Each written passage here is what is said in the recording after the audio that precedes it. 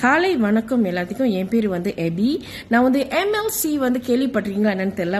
MLC வந்து நீங்க பாத்தீங்கன்னா அது வந்து மை லைஃப் சென்டர். ஸோ என்னென்ன குரோனிக்கல் டிசீஸ் வந்து ஹீல் பண்ணாமல் இருக்குதோ, இல்லை உங்களுக்கு வந்து யாரும் ஆதரவு கொடுக்காம நீங்கள் ரொம்ப டவுன் ஆயிட்டீங்களா, அதை கவலைப்படாதீங்க.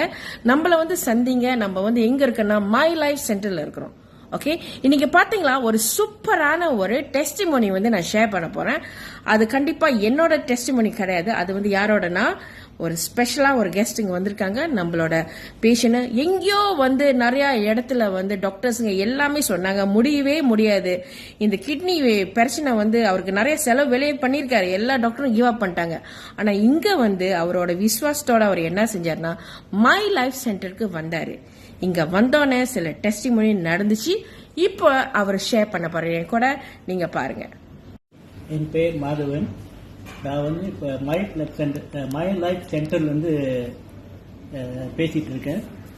நான் இப்போ வந்து சந்தோஷமா இருக்கேன். காரணம் என்னன்னா என்னோட கிட்னி வந்து நல்லா வேலை செய்யுது. இதே கிட்னி ப்ராப்ளத்தினால பல ஹாஸ்பிட்டல் பல ஸ்பெஷலிஸ்டும் பார்த்தேன். அவங்க சொன்ன ஒரே வார்த்தை ரெண்டு சாய்ஸ் தான். ஒன்று டயலிஸ் செய்யணும், இல்லை கிட்னி மாற்றணும், வேற வழியே இல்லைன்னாங்க.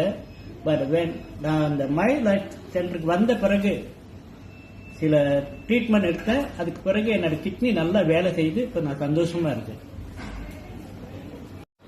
உங்களுக்கு என்னாச்சும் குரோனிக்கல் ப்ராப்ளம் இருக்கா, உங்களுக்கு என்னாச்சும் பிரச்சனை இருக்கா, நீங்க சோர்வு ஆகாதீங்க. நாங்க இங்க இருக்கோம். மை லைஃப் சென்டர்ல இருந்து நாங்க உங்களுக்கு கண்டிப்பா சரியான ஒரு ட்ரீட்மெண்ட், சரியா ஒரு டிசிஷன் உங்களுக்கு பண்றதுக்கு நாங்க ஒரு பிளான் வச்சிருப்போம். நீங்க வாங்க, எங்களை வந்து பாருங்க, எங்களை வந்து சந்திங்க. நன்றி, வணக்கம்.